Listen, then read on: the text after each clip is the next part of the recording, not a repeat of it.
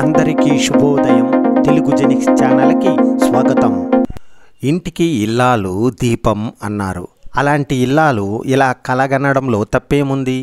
కలతలు లేని సంసారం, అప్పులు లేని కుటుంబం, ప్రయోజకులైన సంతానం, ఇంతకన్నా ఏమి కావాలి? ఒక కుటుంబం బాగుండాలి అంటే కుటుంబంలో అప్పులు లేకుండా అవసరానికి ఉపయోగపడే డబ్బులు ఉండి, అర్థం చేసుకునే భర్త తక్కువ ఖర్చు పెట్టి పొదుపు చేసుకునే అలవాటున్న పిల్లలు పెంపకం ఉండేలా కలలు కనడం తల్లిగా ఆమె వంతు. సముద్రానైనా ఈదవచ్చు, సంసారాన్ని ఈదలేమనే సామెత ప్రకారం ప్రతి మనిషికి ఉండే 5 వేళ్ళు చక్కగా ఉంటాయా అనే సమర్థించుకునే బంధాలతో నెట్టుకొస్తున్న ప్రతి ఇల్లు ఒక స్వర్గమే కదా. కొన్ని కుటుంబాలలో అత్తపోరు, మరికొన్ని కుటుంబాలలో కోడలు సాధింపు, కొన్ని ఇళ్లలో భర్త టార్చర్, మరికొన్ని ఇళ్లలో భార్య సాధింపులు, ఎవరికి వారే యమునా తీరే అన్నట్టు బంధాల చక్రాలు ఇరుక్కుపోయిన సంసారాల్లో మనశ్శాంతి లేని జీవితాలు ఎన్నో. సున్నితమైన బంధాల మధ్య తగాదాలలో ఎవరిది న్యాయం, ఎవరిది అన్యాయమో అని తేల్చలేని జడ్జిమెంట్లు ఎన్నో. అర్థం చేసుకోమని, అడ్జస్ట్ అవ్వమని చెప్పే పెద్దల మూట సద్ది మూట అన్నట్లు మళ్ళీ 4 గోడల మధ్య కూల్ వార్ ప్రతి ఇంటిలో సర్వసాధారణమే. అందమైన వ్యక్తులు నిజాయితీగా ఉంటారు. అందమైన వ్యక్తులు ప్రపంచం మీద అద్భుతమైన ఆసక్తి కలిగి ఉంటారు. అందమైన వ్యక్తులు ఏదో ఒక దానిపై మక్కువ చూపుతారు. అందమైన వ్యక్తులు ఆశావాదులు. అందమైన వ్యక్తులు వారి జీవితంలో ఒక లక్ష్యం కలిగి ఉంటారు. అందమైన జీవితంలో వాళ్ళు అందం చూచేవాడి కనులలోనే ఉంటుంది అనేది కాస్త నిజం. దానితో పాటు అందమైన వ్యక్తిత్వం ఉంటేనే పరిపూర్ణమైన అందాన్ని అతివలే కాదు పురుషులు కూడా అందుకోగలరు. సంతోషం అనేది స్త్రీకి మాత్రమే సంబంధించినది కాదు, స్త్రీ పురుషులు ఎవరికీ సంబంధించినది. బాధ్యతలను విస్మరించిన వారిని చూసి సంతోషిస్తారు. ఉత్తమ కుటుంబం లభించినప్పుడు, ఉత్తమ భవిష్యత్తు లభించినప్పుడు సంతోషిస్తారు. ఉత్తమ మనస్సు, బాధ్యతలను నిర్వర్తించేవారే మిక్కిలి సంతోషంగా ఉంటారు.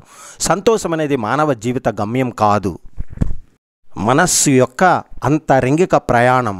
సంతోషం వస్తువుల నుండి రాదు, మానసిక వ్యవహారం వలననే వస్తుంది. ప్రేమ, ఆప్యాయతలతో కూడిన దివ్య గుణాలు మేళవింపుతో చేసే ప్రతి పని ద్వారా సంతోషం అనేది ఉప్పొంగుతుంది. సంతోషం ఉంటేనే సంతోషం వస్తుంది అనే గొప్ప రహస్యం అర్థం చేసుకోవాలి. విద్యాధికురాలై మంచి ఉద్యోగాన్ని పొందినప్పుడు, మమతానురాగాలు పంచే మంచి భర్తను పొందినప్పుడు కూడా సంతోషం వస్తుంది. సంతోషానికి కారణమైన విషయం చిన్నదా పెద్దదా కాదు. సంతోషం నిడివి ఒక క్షణమా, ఒకరోజు లేక శాశ్వతమా అని కాదు. మన మనస్సు అంతరాలలో నుంచి చిరునవ్వు రూపంలో కదలాడేదే. పొర్రకో బుద్ధి, జిహ్వకో రుచి అన్నట్టు ఒక్కొక్కరికి ఒక్కో రకమైన పనిలో ఒక్కో రకమైన సంతోషం. మన మనసు ఆహ్లాదంగా ఉంటే చాలు, ప్రతిదీ ఆనందంగానే ఉంటుంది. చక్కటి నవ్వు శరీరంలోని శారీరక ఒత్తిడిని దూరం చేస్తుంది మరియు 45 నిమిషాల వరకు కండరాలను రిలాక్స్ చేస్తుంది. గుండె ఆరోగ్యాన్ని మెరుగుపరుస్తుంది. నవ్వడం వల్ల మీ హృదయ స్పందన రేటు మరియు మీ రక్తంలో ఆక్సిజన్ పరిమాణం పెరుగుతుంది. ఇది రక్తనాళాల పనితీరును మెరుగుపరుస్తుంది మరియు గుండెపోటు ప్రమాదాన్ని కూడా తగ్గిస్తుంది. కాబట్టి నవ్వు 4 విధాల మేలు. శ్రీకృష్ణుడు కంసుడిని చంపిన తర్వాత అతని తల్లి తండ్రి అయిన వసుదేవ మరియు దేవకిని విడుదల చేయడానికి జైలుకు వెళ్ళాడు. దేవకీ మాత ఆత్రంగా అడిగింది, కృష్ణ, నువ్వే దేవుడివి, నీకు దైవిక శక్తులు ఉన్నాయి. అలాంటప్పుడు కంసుడిని చంపి మమ్మల్ని విడుదల చేయడానికి 14 సంవత్సరాలు ఎందుకు పట్టింది నాయన అని. శ్రీకృష్ణుడు జవాబిచ్చాడు, అమ్మ నన్ను క్షమించు, అయితే నా గత జన్మలో 14 సంవత్సరాలు నన్ను అడవికి ఎందుకు పంపించావు తల్లి? అందుకు కారణంగా దేవకీ మాత చాలా ఆశ్చర్యపోయి, కృష్ణ ఇది ఎలా సాధ్యం, ఇలా ఎందుకు చెప్తున్నావు? శ్రీకృష్ణుడు జవాబిచ్చాడు, అమ్మ నీ పూర్వజన్మ గురించి నీకు ఏమీ గుర్తులేదు, కానీ నీ గత జన్మలో నువ్వు కైకేయివి మరియు నీ భర్త దశరథుడు. దేవకీ మాత చాలా ఆశ్చర్యంగా మరియు ఆసక్తిగా అడిగింది, ఇప్పుడు కౌసల్య ఎవరు? దానికి శ్రీకృష్ణుడు, యశోద. అప్పటి కౌసల్య 14 సంవత్సరాల తల్లి ప్రేమను ఆమె చివరి జన్మలో కోల్పోయింది. ఆమె ఈ జన్మలో పొందింది మాత అని సవినీయంగా విన్నవించుకున్నాడు. ప్రతి ఒక్కరూ తమ కర్మ ఫలాలను భరించాలి. దేవుళ్ళు కూడా దాని నుండి తప్పించుకోలేరు. మీరు ఏ కర్మను కూడగట్టాలనుకుంటున్నారు అనే దానిపై ఒక కన్ను వేసి ఉంచండి మిత్రమా. ఎక్కడైతే ఆరోగ్యవంతమైన శరీరం ఉంటుందో అక్కడ ఆరోగ్యం అంతమైన జ్ఞానం ఉంటుంది.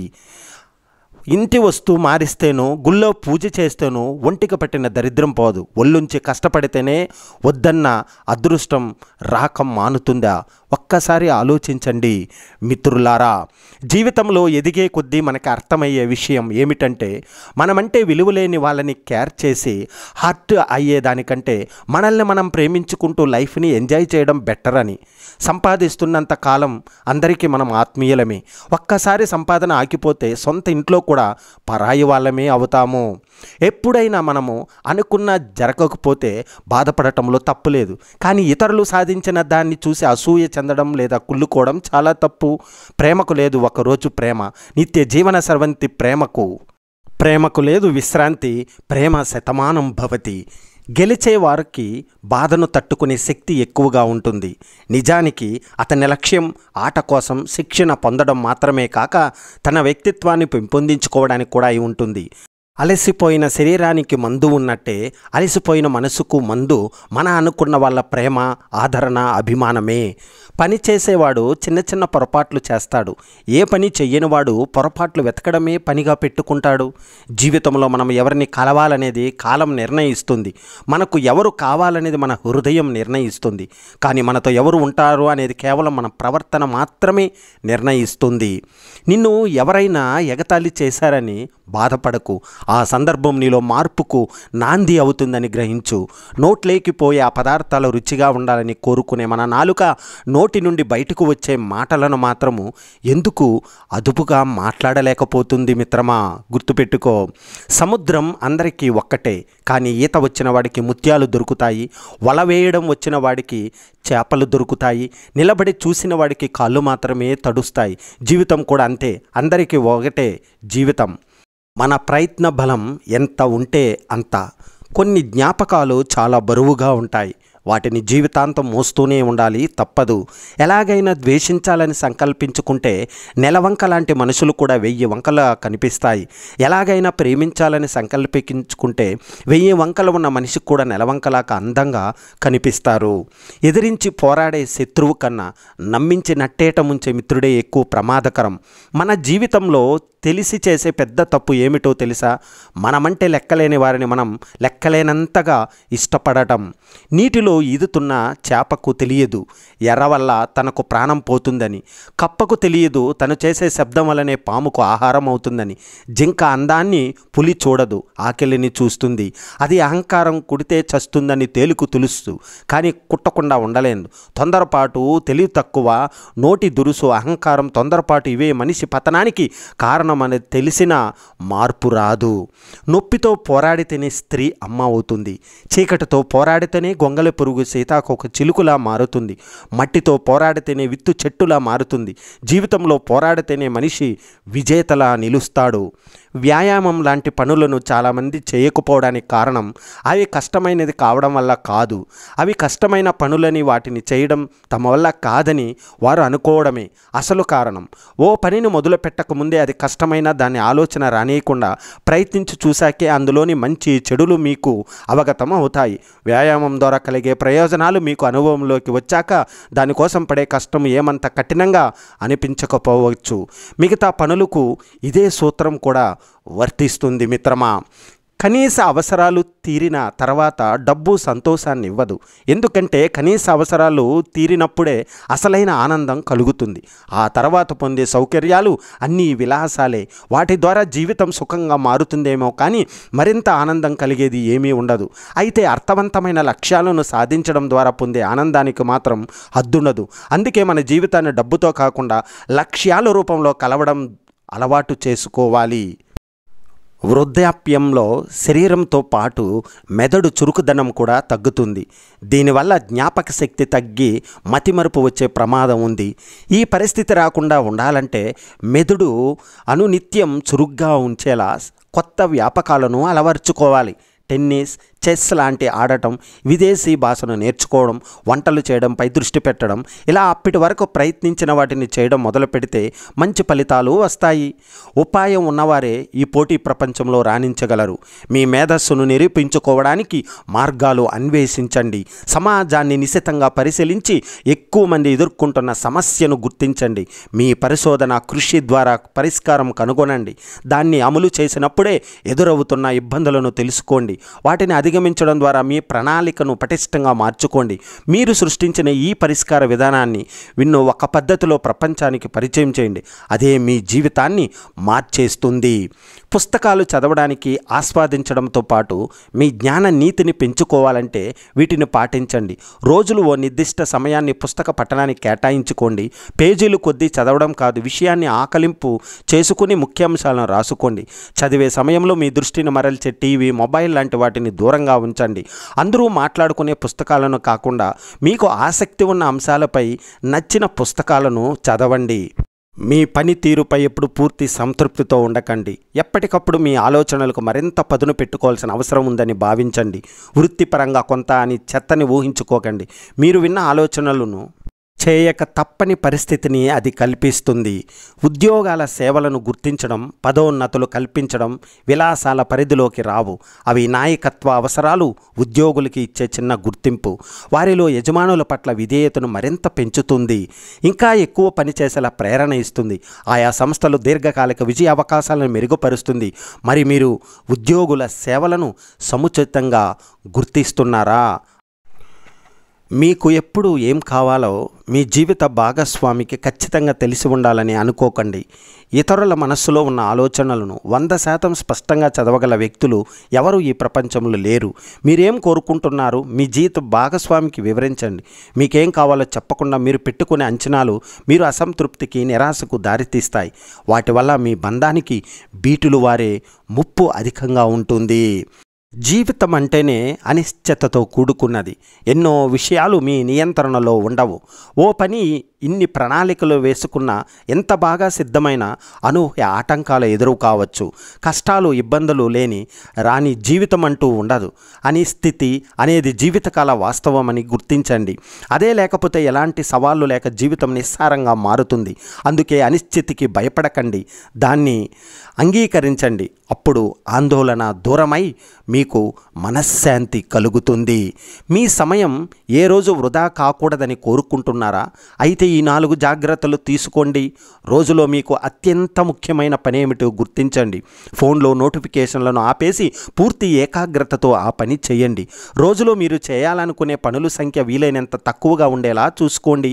తీరిక లేకుండా ఉన్నంత మాత్రాన ఉత్పాదకత పెరగదు. ప్రాధాన్యాలను గుర్తించండి. అత్యంత ముఖ్యం, మీ శక్తిని కాపాడుకోండి. అలసిపోయిన వారు గొప్పగా పని చేయలేరు. మీకు ఇబ్బంది కలిగించే విషయాలకు నిర్మోహమాటంగా నో చెప్పేయండి. ఆత్మవిశ్వాసం, క్రమశిక్షణ, ఏకాగ్రత అనేవి పుట్టుకతో వచ్చే లక్షణాలు కావు. అవి ప్రతి ఒక్కరూ సాధన ద్వారా మెరుగుపరుచుకోగల నైపుణ్యాలు.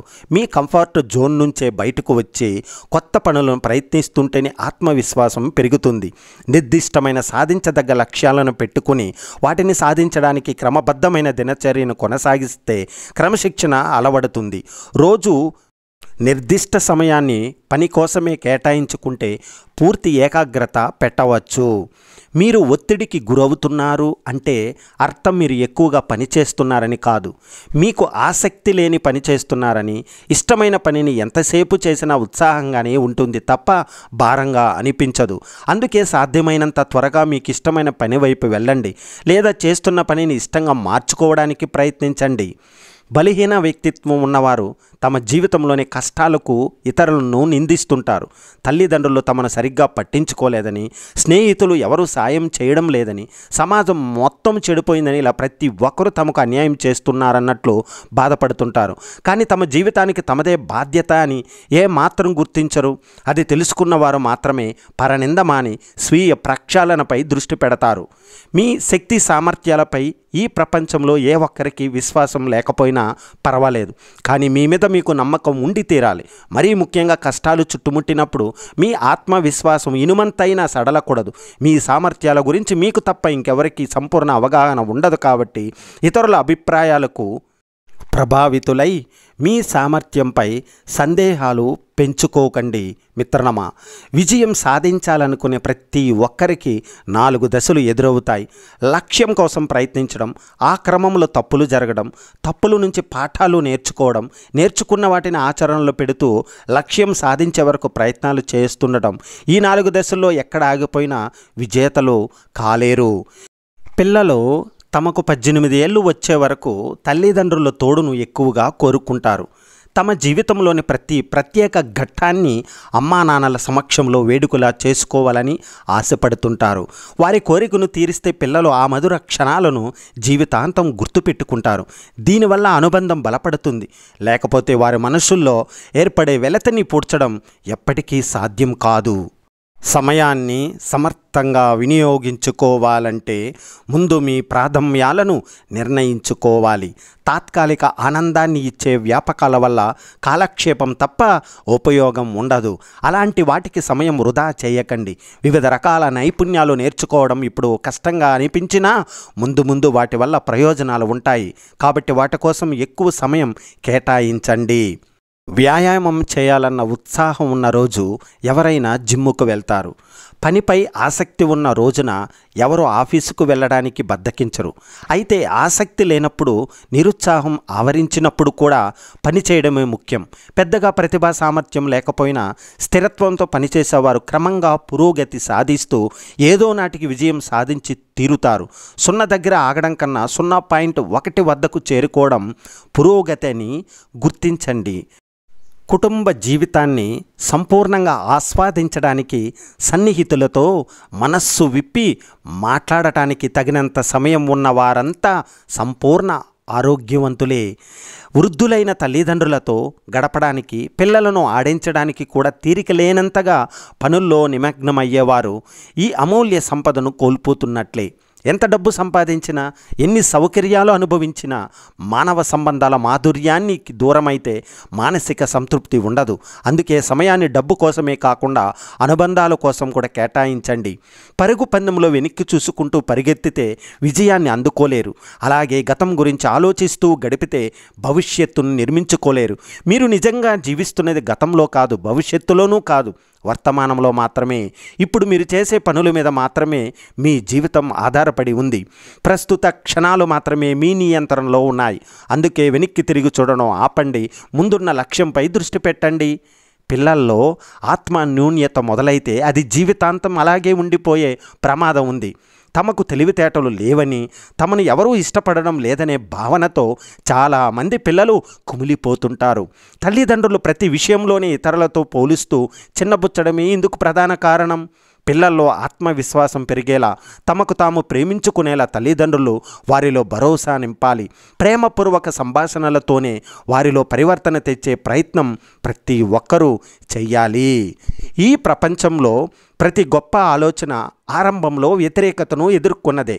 ప్రతి గొప్ప ఆవిష్కరణ తొలుత విమర్శలను చవి చూసినదే. వాటిని సృష్టించిన ఆవిష్కర్తలను పిచ్చోళ్ళలా చూశారు. అయినప్పటికీ వారు తమ ఆలోచనల ఆవిష్కరణలపై అచంచల విశ్వాసంతో, సడలని సంకల్పంతో ముందుకెళ్లారు. తమ సృజనను ప్రజల్లోకి తీసుకెళ్లి దాని ఫలాలు అందించేందుకు ఎన్నో ఇబ్బందులు పడ్డారు. చివరకు విజయం సాధించారు. కొత్త పందాలు ఎంచుకోవాలనుకునే ప్రతి ఒక్కరూ దీనికి సిద్ధపడితే చరిత్ర సృష్టించగలరు.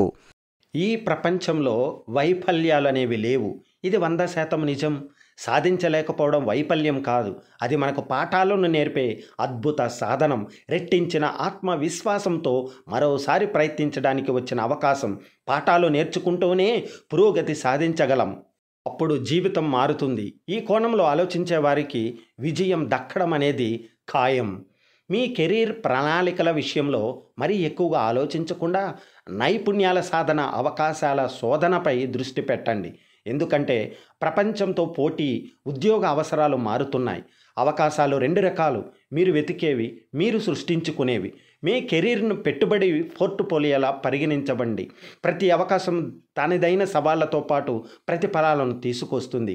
మీ లక్ష్యాలను దృష్టిలో పెట్టుకుని వాటిని బేరేజు వేసుకుని ఎంపిక చేసుకోండి. అయితే నిర్ణయాలను తీసుకోవడంలో భయానికి తావు ఇవ్వకండి మిత్రులారా. ICMR అధ్యయనాల ప్రకారం భారత్లో 56% వ్యాధులకు ప్రజల ఆహార అలవాట్లే కారణమవుతున్నాయి. కుటుంబ సభ్యుల సన్నిహితులపై ప్రేమను వ్యక్తీకరించడానికి ఇంకాస్త ఎక్కువ తినమని ప్రోత్సహించడం కూడా ఇందులో ఒకటి. వివాహాల వేడుకల్లో ఎక్కువ ఆహార పదార్థాలను వడ్డించడం గౌరవ సూచకంగా పరిగణిస్తున్నారు. దీనివల్ల చేటు జరుగుతుంది. అధికంగా తినిపించడం కాదు, ఆరోగ్యకరమైన ఆహారాన్ని ప్రోత్సహించడమే నిజమైన ప్రేమని గుర్తించాలి. ఆహార అలవాట్లను సరిచేసుకోవడమే దీర్ఘకాల ఆరోగ్యానికి మార్గం. లక్ష్య సాధనలో అడ్డంకులు ఎదురవ్వడం సహజమే. దీన్ని సాధించడం మీ వల్ల కాదనుకునే పరిస్థితి కూడా మీకు ఎదురు కావచ్చు. ప్రయత్నాలను ఆపేయడానికి సిద్ధమవుతారు. కానీ అలాంటప్పుడు మీరు ఒకటి గుర్తుంచుకోవాలి, విజయం మీకు అతి చేరువలో ఉందని. అది మీ సొంతం అవడానికి ముందు మీ సహనాన్ని పరీక్షిస్తుందని భావించండి. పరాజితులను విజేతలను వేరు చేసేది ఆ చివర మెట్టు అని అర్హతలు ఉన్న ఆ ఓపిక లేకపోతే విజయం అందని ద్రాక్షే. తల్లిదండ్రులు పిల్లలకు విలువలు క్రమశిక్షణ నేర్పాలంటే మాటలతో చెప్పకూడదు, తను స్వయంగా ఆచరించి చూపాలి. ఎందుకంటే పిల్లల బోధనలు సూక్తులు వినడానికి ఇష్టపడరు. ఇతరులను చూసి అనుసరించడాన్ని వారు ఎక్కువగా ఆస్వాదిస్తారు. ఆచరణ ద్వారానే వారు ఏ విషయమైనా నేర్చుకుంటారు. ఎన్నిసార్లు చెప్పినా మారడం లేదని పిల్లలపై కోప్పడకండి. ముందు మీరు దాన్ని ఆచరిస్తున్నారా లేదా అన్నది తెలుసుకోండి. 3 విషయాల్లో జాగ్రత్త వహిస్తే మీ విలువ పెరిగి ఉత్తమ అవకాశాలు మీ సొంతమవుతాయి. మీ సన్నిహితుల బృందంలో సానుకూల దృక్పథంతో ఆలోచించేవారే ఉండేలా చూసుకోవాలి. నిరాశావాదులు మీ చుట్టూ ఉంటే మిమ్మల్ని కూడా ప్రతికూల ఆలోచనలు చుట్టుముడతాయి. మీ మెదడులో మీ అర్థమైన సమాచారాన్ని నింపుకోకుండా రోజూ ఉపయోగకరమైన పుస్తకాలు చదవడం, విజయవంతమైన వ్యక్తులతో సంభాషించడం చేయాలి. ప్రశాంత చిత్తంతో హేతుబద్ధంగా ఆలోచించడం సాధన చేసి మీ మానసిక భావోద్వేగ స్థితిని మెరుగుపరుచుకోవాలి. విజేతలను చూసి వారి స్ఫూర్తితో చాలామంది ఉత్సాహంగా లక్ష్యాలను విధించుకుంటారు. అయితే వారిలో కొందరు మాత్రమే తమ లక్ష్యాన్ని చేరుకోవడంలో విజయం సాధిస్తారు. ఇతరుల నుంచి పొందే ప్రేరణ ఓ పనిని ప్రారంభించే వరకు సాయపడుతుంది. కానీ ఆ పనిని పూర్తి చేయడానికి కావాల్సింది లక్ష్యాన్ని సాధించి తీరాలన్న తపన.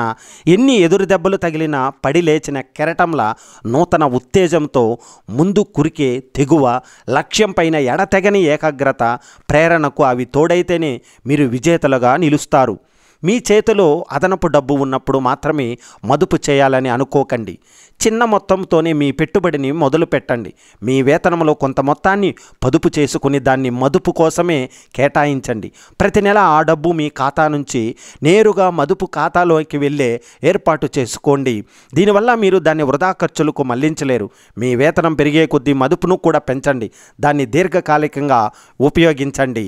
ఈ ప్రపంచంలో రోజుకు 25 గంటల సమయం ఉన్నవారు ఎవరైనా ఉన్నారా? నిద్రను పూర్తిగా త్యాగం చేసిన వారున్నారా? గడిచిపోయిన సమయాన్ని తిరిగి పొందగలిగే వారున్నారా? అందరికీ రోజుకు 24 గంటలే. ప్రతి ఒక్కరూ నిద్రకు సమయం కేటాయించాల్సిందే. గడిచిపోయిన సమయం ఎవరికి తిరిగి రాదు. అయినప్పటికీ తమకున్న సమయాన్ని సమర్థంగా సద్వినియోగం చేసుకుని ప్రపంచ విజేతలుగా నిలిచిన వారు కొందరైతే మాకు సమయం సరిపోవడం లేదని చెప్పేవారు ఎంతోమంది. ఏది పనికొచ్చే పని, వేటికి దూరంగా ఉండాలని నిర్ణయించుకోలేని వారే ఇలాంటి సాకులు చెబుతుంటారు. మీ సామర్థ్యం మీద మీకున్న సందేహం, లక్ష్య సాధనలో ఓడిపోతానేమో అన్న భయం, అస్సలు ప్రయత్నాలు మొదలు పెట్టాలా వద్దా అన్న సంకోచం, ఇవన్నీ మాయం కావాలంటే ఒక్కటే తారక మంత్రం. అనవసర ఆలోచనలను పక్కన పెట్టి ఆచరణలోకి దిగడమే. పని మొదలు పెడితేనే మీ నిజమైన సామర్థ్యం మీకు తెలుస్తుంది. అది మీరు కూడా ఊహించినంత గొప్పగా ఉండవచ్చు. ప్రయత్నాలు మొదలుపెట్టి విజయం సాధిస్తే ఆనందమే. ఒకవేళ విఫలమైన అనుభవం వస్తుంది, కానీ అసలు ప్రయత్నమే చేయకపోతే ఏమీ దక్కదు. ఓటమి అంటే అదే. ఈ ఆలోచన విధానం బాగుంటే అది మీకు అత్యంత శక్తివంతమైన ఆయుధంగా మారుతుంది. లేకపోతే అది బందీ ఖానాగా తయారవుతుంది. మీరు సరి అయిన ఆలోచన ధోరణిని కలిగి ఉంటే సంక్షోభాల్లోనూ పరిష్కార మార్గాలను గుర్తిస్తారు. లేకపోతే అవకాశాల్లోనూ సంక్షోభాలు సృష్టించుకుంటారు. సమస్యలు కూరుకుపోయి ఉన్నవారికి కావాల్సింది కొత్త జీవితం కాదు, ఆ పరిస్థితి నుంచి బయటపడేందుకు దోహదపడే సానుకూల ఆలోచన విధానం. విధానమే. మీ వ్యాపారాలను, పనిని, జీవితాన్ని చక్కదిద్దుకునేందుకు కఠిన నిర్ణయాలు తీసుకోవడం అనివార్యమైతే ఎంతమాత్రం జాగు చేయకండి. సాధ్యమైనంత త్వరగా ఆ నిర్ణయాలు తీసుకొని లక్ష్యం వైపు వేగంగా కదలండి. కొన్నాళ్ళైతే కఠిన నిర్ణయాలు కాస్త తేలికైనవిగా మారుతాయి. అవి భ్రమపడుతూ వేచి చూడకండి. ఎందుకంటే కాలం గడిచే కొద్దీ అవి మరింత కష్టతరం అవుతాయి, ఎక్కువ నష్టము కలిగిస్తాయి. మీ జీవిత భాగస్వామిపై కోపాన్ని ఎక్కువ సమయం మనసులో పెట్టుకుని ఉండటం ఎలాంటిదో తెలుసా? మీరు విషం తాగి అవతల వ్యక్తి ఇబ్బంది పడాలని ఎదురు చూడడం లాంటిది. మీ వైవాహిక బంధం బలంగా ఉండాలంటే జీవిత భాగస్వామి వల్ల పొరపాటు జరిగినప్పుడు త్వరగా క్షమించండి. మీ వల్ల తప్పు జరిగితే వెంటనే క్షమాపణ కోరండి.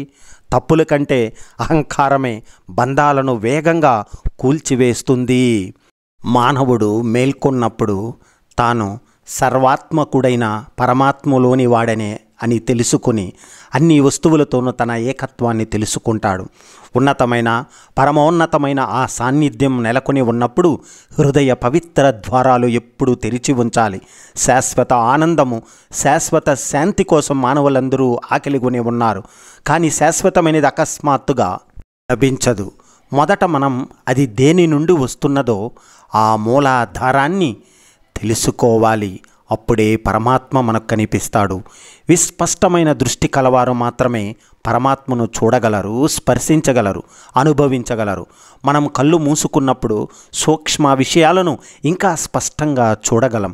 దీని అర్థం మనం గుడ్డివాళ్ళం కావాలని కాదు. మన అంతర్దృష్టికి బాహ్యేంద్రియాలు ఆటంకాలు. ఒక యోగి దైవ మందిరంలోకి వెళ్ళినప్పుడు అన్ని దృశ్యాల నుండి తన కళ్ళును మూసుకుంటాడు. బాహ్యేంద్రియాల ద్వారా వచ్చే అన్ని అలజడుల నుండి విడిపడతాడు. దీని అర్థం అతను గుడ్డివాడు, చెవిటివాడని కాదు. అతడు తన బాహ్యేంద్రియాలను నియంత్రించడం ద్వారా తన అంతర దృష్టిని, వినికిడిని మరింత నిశ్చితంగా చేరుకుంటాడు. స్వార్థ అహంకారాలతో తునకలైన మన మనస్సును ఒక్క పరికిస్తే, వివేచన చేస్తే లోపాలు సరిదిద్దబడి మనకు పవిత్ర దృష్టి వస్తుంది. అన్ని వైపులా చూడటం వలన మన నేత్రాలు మసకబారిపోయాయి. మనలో ఏకాగ్రత లేనందున చూడలేకపోతున్నాం. ధ్యానం ద్వారా మన దృష్టి విస్పష్టమవుతుంది. ధ్యానంలో మనం జడస్థితిని పొందాం. కానీ మన దైనందిన జీవితంలో మనసు పరుగులు తీసే ద్వారాలు మూతపడి నిశ్చల ధ్యాన స్థితిని మనమందరము పొందుతాము. మిత్రమా, మన నిజ భావాన్ని తెలుసుకుంటూ భగవంతునితో మనకు గల అనుబంధాన్ని తెలుసుకోమని మహాత్ములు మనకు బోధిస్తారు. పవిత్రతను ఆచరణలో చూపడం ద్వారా ఈ జ్ఞానం కలుగుతుంది. అన్నింటికంటే పవిత్రతే శ్రేయాన్ని కలిగిస్తుంది. పవిత్రత శక్తి కలిగి ఉన్నవానికి ఆనందం స్వంతమవుతుంది. సిద్ధాంతాల వల్ల, మత సాంప్రదాయాల వల్ల ప్రపంచం సంస్కరించబడదు. మతం యొక్క శక్తి అంతా పవిత్రతలోనే ఉంది. ఉన్నత విషయాలు నిర్మాణం మనలో జరిగే కొద్దీ మన హృదయంలోని దివ్యత్వం జాగృతం అవుతూ వస్తుంది. అది జరిగేంత వరకు మనకు ఆనందం లభించదు. మనం ఇంకొకరికి ఆనందాన్ని ఇవ్వలేం. అందువలన భగవంతునితో బంధుత్వం ఏర్పరచుకోవాలి. భగవంతునితో సంబంధాన్ని ఏర్పరచుకోవడం అంటే భగవంతుడు నావాడు అన్న బంధాన్ని పటిష్టం చేసుకోవాలి. ఇలాంటి బంధం భగవంతునితో ఏర్పడనంత వరకు మనకు ఆధ్యాత్మికత వలన ఏ ప్రయోజనం చేకూరదు. ఉన్నత స్థితికై చేసే ప్రయత్నంలో మనిషి ఒక ఆదర్శాన్ని అంటిపెట్టుకుని దాని ఎడల తనకు గల విశ్వాసాన్ని ప్రకటిస్తూ తనకు తాను నిరూపించుకునే ప్రయత్నం చెయ్యాలి. అప్పుడే భగవంతుని ఆశీర్వాదం ఉంటుంది. మీ జీవితం మెరుగ్గా ఉండాలంటే ప్రధానంగా ఈ 5 మార్గదర్శకాలను పాటించండి. ఒంటరిగా ఉన్నప్పుడు ఆలోచనలను నియంత్రణలో ఉంచుకోండి. స్నేహితులతో ఉన్నప్పుడు నాలుకను అదుపులో పెట్టుకోండి. సమూహంలో ఉన్నప్పుడు ప్రవర్తన బాగుండేలా చూసుకోండి. సమస్యల్లో ఉన్నప్పుడు భావోద్వేగాలను అదుపులో ఉంచుకోండి. పరిస్థితులు మీకు అనుకూలంగా ఉన్నప్పుడు అహంకారం దరి చేరనివ్వకండి. చాలా శక్తివంతమైన వ్యక్తిగా మీరు ఎవరిని భావిస్తున్నారో ఒక్కసారి నిశ్చితంగా గమనించండి. మీకున్న తరహాలోనే అనుమానాలు, భయాలు, అభద్రతాభావం అన్నీ తనకో ఉంటాయి. కానీ ఆ వ్యక్తికి మీకు మధ్య ప్రధానమైన తేడా ఏమిటంటే మీరు వాటిని పట్టుకుని వేలాడుతున్నారు. ఆ వ్యక్తి మాత్రం వాటిని ఖాతరు చేయకుండా కార్యరంగంలో దిగుతున్నారు. మీరు కోరుకుంటున్న జీవితాన్ని గడపడం పెద్ద కష్టమేమి కాదు. అందుకోసం చేయాల్సింది ఒక్కటే, అవసరమైన ప్రతిసారి నో చెప్పడమే. మీ సమయాన్ని వృధా చేసే పనులకు నో చెప్పండి. మీరు విధించుకున్న సరిహద్దులను గౌరవించిన వారికి నో చెప్పండి. మీ లక్ష్యాలను అనుగుణంగా లేని అవకాశాలకు నో చెప్పేయండి. నిత్యం మీరు ఎదురయ్యే సంఘటనలకు మీరు అన్వయించుకునే అర్థాలే మీ జీవిత గమనాన్ని నియంత్రిస్తాయి. ఉదాహరణకు మీకు ఒక చోట తిరస్కారం ఎదురైందనుకోండి. దాన్ని మీరు వైఫల్యంగా భావించి కుంగిపోతే తదుపరి పరిణామాలు ఒకలా, పాఠంగా భావించి మిమ్మల్ని మీరు మెరుగుపరుచుకుంటే మరోలా ఉంటాయి. ప్రతి సంఘటనకు మీరిచ్చుకునే అర్థం రేపు మిమ్మల్ని మరింత మెరుగైన వ్యక్తిగా తీర్చిదిద్దేలా ఉండాలి. డబ్బు ఒక ముఖ్యమైన సాధనం. దాన్ని ఎలా ఉపయోగించాలో నేర్చుకోండి. డబ్బును దూకుడుగా పొదుపు చేయండి, తెలివిగా పెట్టుబడి పెట్టండి, చూసి ఖర్చు చేయండి. డబ్బు మీద స్వేచ్ఛనివ్వాలి తప్ప ఒత్తిడిని ఏమాత్రం కాదు. కాబట్టి మిత్రమా, పొదుపు అలవాట్లను ప్రతి ఒక్కరూ పాటించండి. మీ పిల్లలకు ఏ ఇబ్బంది ఎదురు కాకుండా అన్ని వేళలా మీరు పూర్తి రక్షణ ఛత్రంలా నిలిస్తే భవిష్యత్తులో కఠిన పరిస్థితులను సన్నద్ధంతో సమర్థంగా ఎదుర్కొనలేని వ్యక్తులుగా వారు తయారయ్యే ముప్పు ఉంటుంది. పిల్లల్లో వివేకాన్ని పెంచండి, వారికి స్పష్టంగా ఆలోచించడం నేర్పండి, నిరంతరం ముందడుగు వేసేలా ప్రోత్సహించండి, ప్రతికూల పరిస్థితుల్లోనూ ధైర్యంగా ఉండటం నేర్పించండి. పిల్లలకు మీరిచ్చే అత్యుత్తమ బహుమతి రక్షణ కాదు, సన్నద్ధత. మిమ్మల్ని మీరు మెరుగ్గా తీర్చిదిద్దుకునే కొద్దీ మీ చుట్టూ వాతావరణం మెరుగవుతుంటుంది. మీకు మెరుగైన అవకాశాలు ఎదురవుతుంటాయి. మెరుగైన వ్యక్తులు మీ పట్ల ఆకర్షితులవుతుంటారు. జీవితంలో విజయం సాధించేందుకు అత్యుత్తమ మార్గం మిమ్మల్ని మీరు మెరుగుపరుచుకోవడం. నాణ్యమైన నిద్ర మీ ఆరోగ్యానికి పునాది లాంటిది. ఫిట్నెస్, కండరాల పెరుగుదల, ఉత్పాదకత ఇవన్నీ మంచి నిద్రతోనే ముడిపడి ఉంటాయి. తగినంత నిద్ర ఉంటేనే మీరు శారీరకంగా, మానసికంగా శక్తివంతులు అవుతారు. మిమ్మల్ని మీరు మెరుగుపరుచుకోవాలంటే ముందుగా మీకు నిద్ర సంబంధిత సమస్యలేమీ లేకుండా చూసుకోండి. అప్పుడు మీరు జీవితంలో ఏదైనా సాధించగలరు.